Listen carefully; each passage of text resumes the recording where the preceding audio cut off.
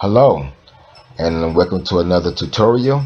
Today I'm going to do a tutorial on the Gaunt enemy. I know this enemy can be problematic for a lot of people. I know it was for me. And in my quest to exterminate this enemy, I think I found an effective way to deal with him.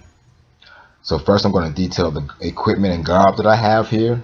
First we have the Helter Skelter garb, which has the auto ability of strength plus 180.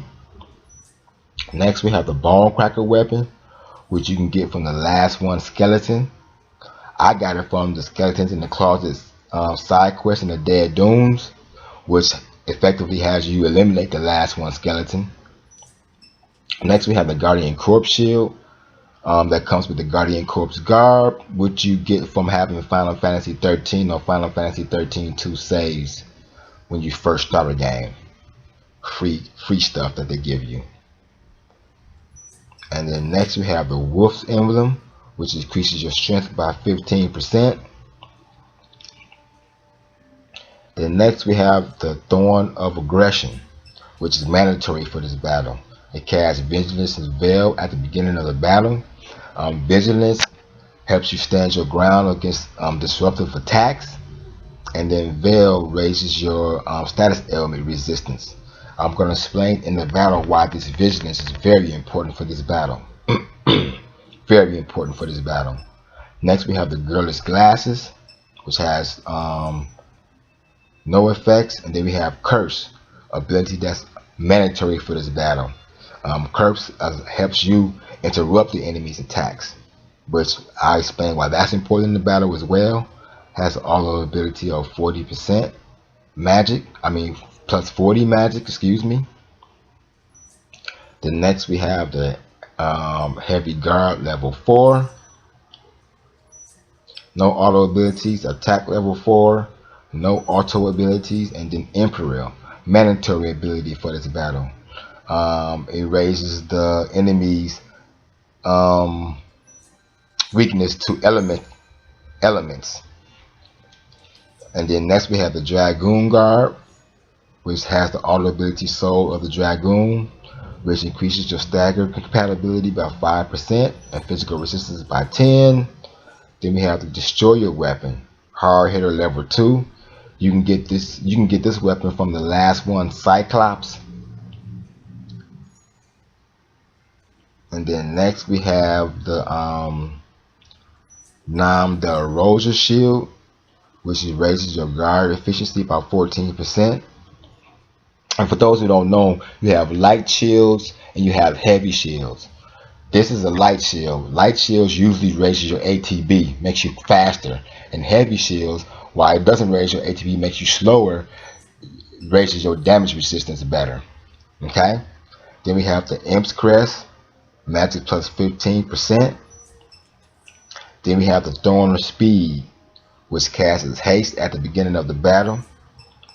And then here we have a Area Yoga, which doesn't pertain to this battle at all. It's just there from a prior battle that I have. But for those of you who have this slot right here, you can put a Thunder there because the Gaunt enemy has a weakness to Thunder. Then we have the Steel Guard, level 4. Decreases the damage taken by 20 when guarding. You have the Lancer ability. It has no auto ability. Then we have Spark Strike, mandatory for this battle. Spark Strike, like I said before, the Gaunt enemy has a weakness to Thunder, and this is going to help you stagger the enemy. Okay?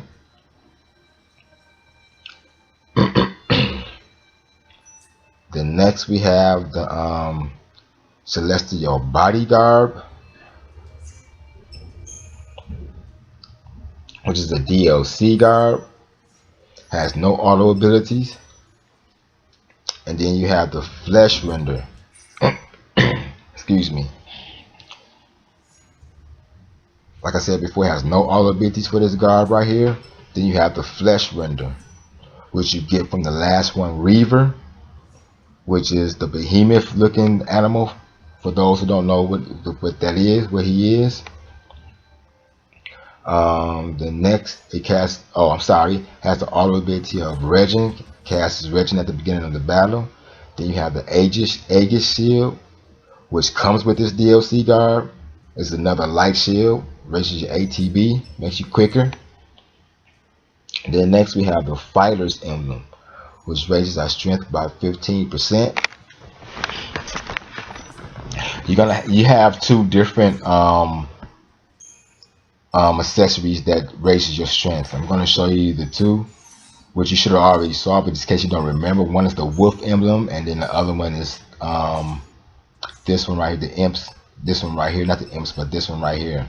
See the fighter's emblem and the wolf emblem. Both of these raises your strength by 15%. And then you have these two down here under that, the magician's token and the imp's crest, that raises your magic by 15%. So you're gonna have two of those. You can have two of those, I should say. It has the auto, it has it casts auto thunder at the beginning of the battle. The Thunderbird Blazer does.